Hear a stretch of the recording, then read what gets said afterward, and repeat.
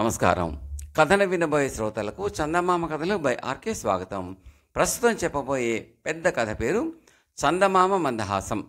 ఇది 1963 సంవత్సరంలో చందమామలో వచ్చిన కథ. అనేక శతాబ్దాల క్రితం షారిమాన్ అనే పర్షియా చక్రవర్తి ఉండేవాడు. ఆయన ఖురాసాన్లో ఉండేవాడు. ఆయనకు 100 భార్యలు ఉండినప్పటికీ ఒక్కరికి ఒక్క నలుసు కూడా పుట్టలేదు. తనకు సంతానం లేదని చింత మర్చిపోవటానికి ఆయన ఒకనాడు పీరోలగంలో విద్వద్గోష్ఠిలో మునిగి ఉండగా ద్వారపాలకుడు ఒకడు వచ్చి రాజుగారి దర్శనం నిమిత్తం ఎవరో ఒక వర్తకుడు ఒక బానిస పిల్లలను వెంట తీసుకుని వచ్చి బయట వేచి ఉన్నాడని విన్నవించాడు. వారిని లోపలికి తీసుకురమ్మని రాజు ఆజ్ఞాపించాడు. వర్తకుడు బానిస పిల్లను లోపలికి తీసుకువచ్చి ఆమె ముఖాన కప్పి ఉన్న మేలి ముసుగు తొలగించేసరికి రాజు మిగిలిన సభికులు ఆశ్చర్యంతో నిశ్చేష్టులయ్యారు. ఎందుకంటే ఆమె సౌందర్యం మానవాతీతంగా ఉన్నది. ఆమెలో మహారాణులకు ఉండదగిన టీవీ ప్రస్ఫుటమవుతున్నది. రాజు ఆ వర్తకుడితో ఈమె వెల ఎంత అని అడిగాడు. మహారాజా, ఈమెను నేను మరొకరి నుంచి 2000 దీనారాలకు కొన్నాను. తర్వాత 3 సంవత్సరాలు ప్రయాణం చేసి నేను ఈమెను ఇక్కడికి తెచ్చాను. అందుకుగాను మరి 3000 దీనారాలు ఖర్చయ్యాయి. అయితే నేను ఈమెను తమకు కానుకగా అర్పించడానికి గాను తెచ్చాను, కానీ విక్రయించటానికి తీసుకురాలేదు అని వర్తకుడు జవాబు చెప్పాడు. ఈ మాటలకు రాజు సంతోషించి వర్తకుడికి దుశ్శాలువలు కప్పి 10,000 దీనారాలు పారితోషికంగా ఇచ్చాడు. వర్తకుడు రాజుగారి ఘనతను ఔదార్యాన్ని ఎంతగానో కొనియాడి తన దారిని తాను వెళ్ళిపోయాడు. రాజు అంతఃపుర దాసీలకు బానిసను అప్పగిస్తూ ఈమెకు చక్కగా స్నానం చేయించి ప్రయాణపు బడలిక తీరేలాగా శరీరానికి సుగంధపు పూతలు పోయండి, ఆమెకు సముద్ర తీరాన గల భవనంలో బస ఏర్పాటు చేయండి అని చెప్పాడు. షారిమా నివసించే భవనం పేరు శ్వేతపురం అనేది సముద్ర తీరాన ఉండేది. అందుచేత సముద్రాన్ని ఆనుకుని ఉన్న భవనంలో కొత్త బానిసకు బస ఏర్పాటు చేయడం దాసీలకు సాధ్యమైంది. ఆమె విశ్రాంతి తీసుకోవడానికి వ్యవధి ఇచ్చి రాజుగారు ఆమె ఉండే బసకు వెళ్ళాడు. ఆయన రావటం చూసి ఆమె లేవను కూడా లేదు. కనీసం ఆయన పట్ల లక్ష్యం కూడా ఏమీ చూపలేదు. రాజు ఆశ్చర్యపడి ఈమెను పెంచిన వారు బొత్తిగా నాగరికత లేనివారే ఉంటారు అనుకున్నాడు. అయితే ఆమె అందం కళ్ళారా చూస్తుంటే రాజుకు ఆమె అవినయాన్ని క్షమించబుద్ధి పుట్టింది. ఆయన ఆమె సరసనే కూర్చుని మంచిగా పలకరించాడు. కానీ ఒక్క మాటకు ఆమె జవాబు చెప్పలేదు. ఆయన మాటలు విన్నట్టుగా కూడా ఆమె కనబడలేదు. ఇందుకు కూడా రాజు కోపం తెచ్చుకోలేకపోయాడు. ఆమె చక్కదనం ఆయనను పూర్తిగా జయించింది. ఒకవేళ మూగదేమో అనుకుని ఆయన పరిచారకులతో రహస్యంగా ఈమె నోట మాట రాగా మీరేమైనా విన్నారా అని అడిగాడు. మేము ఆమెకు స్నానం చేయించి తలదుబ్బి దుస్తులు తొడుగుతున్నంతసేపు ఇష్టంగా కానీ అయిష్టంగా కానీ నోరు విప్పి ఒక్క ముక్క అనలేదు. ఆమెకు మా మీద కోపమో లేక మన భాష ఆమెకు తెలియదో చెప్పలేం అన్నారు దాసీలు. రాజుగారికి ఆశ్చర్యం మరింత అయింది. ఆయనకు ఒక అనుమానం కలిగింది. ఈ బానిస పిల్ల మాట్లాడకపోవటానికి ఏదో ఒక గొప్ప విచారం కారణమై ఉంటుంది అనుకుని ఆయన ఆమెకు వినోదం కలిగించడానికి గాను ఆమె వద్దకు ఆటగాళ్లను పాటగాళ్లను పంపాడు. నృత్యగానాలకు అందరూ హర్షించారు, కానీ ఆమె మటుకు తల వంచుకుని చిరునవ్వైనా నవ్వలేదు. అన్ని విధాల ఆశాభంగం పొంది కూడా రాజు తన బానిసను పెళ్లాడి ఆమె మీది ప్రేమ కొద్దీ రాజ్య వ్యవహారాలని వదిలేసి ఆమె బసలోనే కాలం గడపసాగాడు. ఆమె నోరు విప్పి ఒక్క మాట అయినా మాట్లాడలేదు అన్న విచారం తప్పిస్తే రాజుకు ఆమెతో కాపురం అన్ని విధాలా ఆనందదాయకంగానే ఉన్నది. అప్పుడప్పుడు ఆయన ఆమెతో నాకు నీపై ఎంత ప్రేమ ఉన్నదో చూస్తున్నావు కదా, నీకోసం అందరు భార్యలను రాజ్యాన్ని కూడా తోసిపుచ్చి నీ దాసుడిలాగా నీ దగ్గరే పడి ఉన్నాను. నాపై కనికరించి ఎందుకు మాట్లాడవు? నా వల్ల నీకేమైనా అపచారం జరిగిందా? నీకేమైనా కావాలా నాతో చెప్పు, ఎంత కష్టసాధ్యమైన కోరికైనా సరే తీర్చుతాను అంటూ బతిమాలేవాడు. నీవు మోగదానవైతే కనీసం సంజ్ఞలతోనైనా మాట్లాడు, అర్థం చేసుకుంటాను అనేవాడు. ఒకసారి ఆయన ఆమెతో నాకు 100 మంది భార్యలు ఉన్నప్పటికీ సంతానం లేదు, నాకు వయసు మళ్ళుతున్నది, నీ కడుపునైనా ఒక నలుసు పుడితే నేను నిశ్చింతగా ప్రాణాలు విడుస్తాను, అలాంటి సూచనలు ఏమైనా కనబడితే చెప్పు, నిన్ను వేడుకుంటున్నాను అన్నాడు. ఈ మాట అనగానే ఆ బానిస పిల్ల మొట్టమొదటిసారిగా తల ఎత్తి రాజు కళ్ళల్లోకి చూసి చిరునవ్వు నవ్వింది. ఆమె ముఖాన చిరునవ్వు కనిపించగానే రాజుకు భవనమంతా ఒక్కసారి ప్రకాశించినట్టుగా తోచి అపారమైన ఆనందం కలిగింది. ఆమె నోరు తెరిచి రాజుతో మాట్లాడింది. మహారాజా, మీ కోరిక సిద్ధించింది, నేను తల్లిని కాబోతున్నాను అన్నదామె. రాజు పొందిన ఆనందానికి అంతు లేదు. ఆయన ఆవేశంతో దేవుడు ఎంత దయామయుడు, నాకున్న 2 కోరికలను ఒకేసారి తీర్చాడు. నీవు మాట్లాడావు, నేను తండ్రిని కాబోతున్నాను అన్నాడు. ఆయన లేచి ఇప్పుడే వస్తానని బానిసతో చెప్పి తిన్నగా రాజ్యసభకు వెళ్ళి సింహాసనం మీద కూర్చుని తన మంత్రులతో తాను తండ్రి కాబోతున్నట్టు చాటింపు వేయించమని, పేదలకు, వితంతువులకు, అక్కర కలిగిన వారికి లక్ష దీనారాలు పంచిపెట్టమని చెప్పాడు.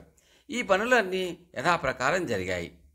రాజు సభ నుంచి తన ప్రియురాలి వద్దకు తిరిగి వచ్చి, నీవు 1 ఏడాది పాటు నా దగ్గర, నా పరివారం దగ్గర నోరు ఎందుకు మెదిపావు కావో, మాట్లాడాలని ఇవాళ ఎందుకు నిశ్చయించుకున్నావో ఇప్పుడైనా చెబుతావా అని బతిమాలుతూ అడిగాడు. మహారాజా, నేను ఎక్కడి నుంచో ఇక్కడికి బానిసగా వచ్చాను. ఆ దేశానికి, తల్లికి, అన్నకు దూరమయ్యాను. బానిసగానే ఇక్కడ చిక్కుకుపోయాను. నా హృదయం క్షోభించింది. అలాంటప్పుడు నేను ఇక్కడ ఎవరితో మాత్రం ఎందుకు మాట్లాడాలి అన్నదామె. నీ బాధను నేను అర్థం చేసుకోగలను, కానీ నీవిక్కడ బానిసగా చిక్కిపోయాను అనటం అధర్మం. నిన్ను సమస్తానికి రాణిని చేశాను. నేనే నీకు దాసుండయ్యాను. నీ వాళ్లకు దూరమైనందుకు బెంగగా ఉంటే నాతో మాట మాత్రం చెప్పి ఉండవలసింది. నేను నా ఉద్యోగులను పంపి నీ వారిని క్షణంలో పిలిపించి ఉందును అన్నాడు రాజు. ఈ మాటకు ఆమె ఇలా సమాధానం చెప్పింది. నా పేరు గుల్నార్. నా జన్మస్థలం సముద్రం. నా తండ్రి సముద్ర రాజు. ఆయన మరణించిన అనంతరం ఒకనాడు నాకు ఏదో కారణంగా నా తల్లి మీద, అన్న మీద చాలా కోపం వచ్చింది. ఇక సముద్రంలో ఉండనే కూడదని భూమి మీదకు వచ్చి నాకు నచ్చిన మొట్టమొదటి వాటికి భార్య అయిపోవాలని నిశ్చయించుకున్నాను. ఒకనాటి రాత్రి నా తల్లి, నా అన్న సాలెహ్ నిద్రపోతున్న సమయంలో ఇంటి నుంచి బయలుదేరి ఒక దీవి మీదకు వచ్చి నిండు వెన్నెలలో నిర్మలంగా నక్షత్రాలతో వెలిగి ఆకాశం కింద పడుకున్నాను. చల్లగాలి వీస్తూ ఉండటం చేత నాకు సుఖమైన నిద్ర పట్టింది. నేను ఆ నిద్రలో ఉన్న సమయంలో ఎవడో వచ్చి నన్ను పట్టుకున్నాడు. నేను వాడితో పెనుగులాడాను, కానీ వాడి పట్టు విడిపించుకోలేకపోయినాను. వాడు నన్ను తన గుడిసెకు తీసుకువెళ్ళాడు. అక్కడ నేను నాకున్న శక్తి కొద్దీ వాడిని కాళ్ళ చేతులా తన్నాను. నేను తనకు లొంగనని గ్రహించి వాడు నన్ను మర్నాడే బజారుకు తీసుకుపోయి ఒక వర్తకుడికి బానిసగా అమ్మాడు. ఆ వర్తకుడే నన్ను తెచ్చి మీకు ఇచ్చాడు. ఆయన చాలా పెద్ద మనిషి. నా వయసు చూసి నన్ను ఆయన తన కొరకు ఉంచుకోవటానికి బదులుగా దూర ప్రయాణం చేసి మీకు కానుకగా అర్పించాడు. నేను మొట్టమొదట ఇక్కడికి వచ్చినప్పుడు నన్ను ఎవరైనా తాకినట్టయితే సముద్రంలోకి దూకి నా తల్లిని, అన్నను చేరుకుందామనుకున్నాను. మీరు నన్ను పెళ్లాడినప్పుడు ఆ పని చేసి ఉండవలసిందే, కానీ మా వాళ్ళ దగ్గరికి తిరిగి వెళ్ళటానికి అభిమానం అడ్డొచ్చింది. ఆ అభిమానంతోనే నేను ఎవరితోనూ మాట్లాడలేదు. మీరు నన్ను నిజంగా ప్రేమిస్తున్నట్టు తెలిసాక నా మనసు మారసాగింది. గర్భవతిని కూడా అయ్యాక నాకు మీ మీద అనురాగం మరింత అయింది. తప్పించుకుపోవాలన్న ఆలోచన పూర్తిగా పోయింది. దానికి మరొక కారణం కూడా ఉంది. నేను భూమి మీద నివసించే వాటికి భార్యను అయినానంటే నా తల్లి, అన్న అవమానంతో కుంగిపోతారు. నా భర్త పర్షియా సామ్రాజ్యానికి అంతటకు చక్రవర్తి అని, అంతటి మహారాజు ప్రపంచంలో మరి లేడని చెబితే నమ్మరు. అది నా కథ. రాజు గుల్నార్ చెప్పిందంతా విని, గుల్నార్, నీ కథ అద్భుతం, నీవే అద్భుతం. కానీ ఒకటి చెప్పు, నీవు సముద్రవాసివని అంటున్నావు గనక నేను నమ్ముతున్నాను. నీ జాతిని గురించి మరి కాస్త వివరంగా చెబుతావా? నీటి అడుగున మనుషులు ఊపిరాడక చావకుండా ఎలా ఉంటారు, ఎలా జీవిస్తారు? ఇది అత్యాశ్చర్యకరమైన విషయమే అన్నాడు. దానికి గుల్నార్ ఇలా సమాధానం చెప్పింది. మీరు భూమి మీద ఎలా నివసిస్తారో మేము నీటి లోపల అలా జీవించగలం. మీరు గాలి పీల్చినట్టు మేము నీటిని పీల్చి ప్రాణాలను పోషించుకుంటాం. అంతకంటే ముఖ్యమైన విషయం మరొకటి ఉంది. మా కాన్పులకు మీ కాన్పులకు తేడా ఉంటుంది. అందుచేత మీ మంత్రసానులు నాకు సరిగా పురుడు పోయలేకపోవచ్చు. అందుచేత మా అమ్మను, అన్నను, మా కుటుంబంలోని ఇతరులను పిలిపించడానికి అనుమతి ఇవ్వండి. నేను వారితో రాజీ పడి వారి సహాయంతో పురుడు పోసుకుంటాను. రాజు ఆమె చెప్పిందంతా విని, నీ మాటకు నేను ఎందుకు ఎదురు చెబుతాను? కానీ మీ వారికి సకాలంలో కబురు అందుతుందా? వారు నీ ప్రసవం నాటికి రాగలుగుతారా? ఈ మాట ముందే చెప్పినట్టయితే నేను వారికి ఘనంగా స్వాగత మర్యాదలు ఏర్పాటు చేసి ఉండేవాడిని కదా అన్నాడు. మా వాళ్ళకు మర్యాదలతో ఏమీ పని లేదు. అది అలా ఉంచి వాళ్లను రప్పించటానికి రోజులు, వారాలు అవసరం లేదు. క్షణంలో రప్పించవచ్చు. మీరు అవతలి గదిలోకి వెళ్ళి నన్ను, సముద్రాన్ని కూడా జాగ్రత్తగా గమనించండి. ఒక్క క్షణంలో నా కుటుంబంలోని వారిని ఇక్కడికి రప్పిస్తాను అన్నది గుల్నార్. రాజు అవతల గదిలోకి వెళ్ళి ఒక కిటికీ గుండా తన భార్యను, గవాక్షం గుండా సముద్రాన్ని గమనించసాగాడు. గుల్లార్ 2 ముసాంబరం తునకలు తీసి బంగారు ధూప పాత్రలో వాటిని అంటించి ధూపం తెప్పించింది. పొగ పైకి లేవగానే ఆమె గట్టిగా ఈలవేసి ఏవో మంత్రాలు పఠించింది. వెంటనే సముద్రం పొంగినట్టయింది. అందులో నుంచి ఒక యువకుడు పైకి వచ్చాడు.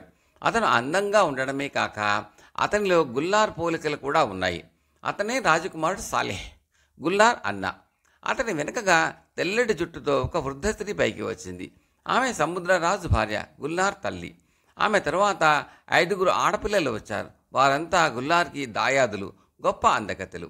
ఆ యువకుడు 6 స్త్రీలు నీటి మీదుగా నడుచుకుంటూ భవనం దాకా వచ్చి ఒకరి వెనుక ఒకరు ఎగిరి గవాక్షాల గుండా లోపలికి దూకారు.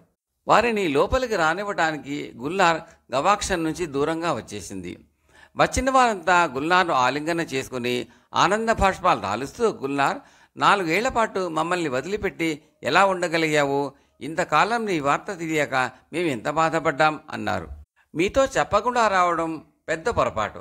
కానీ విధిని ఎవరు తప్పించగలరు? ఏమైనా తిరిగి అందరము కలుసుకున్నాం, అంతే చాలు అంటూ గుల్లార్ తన వాళ్ళందరినీ తన సరసను కూర్చోబెట్టుకుని తన కథ యావత్తు వారికి చెప్పింది. చిట్ట చివరకు ఆమె, నేను ఇప్పుడు మహారాజు భార్యనై గర్భవతిగా ఉన్నాను గనక నా చేత మీరు కాన్పు చేయిస్తారని మిమ్మల్ని పిలిచాను. నాకు ఇక్కడి మంత్రసానులపైన ఏమాత్రం నమ్మకం లేదు.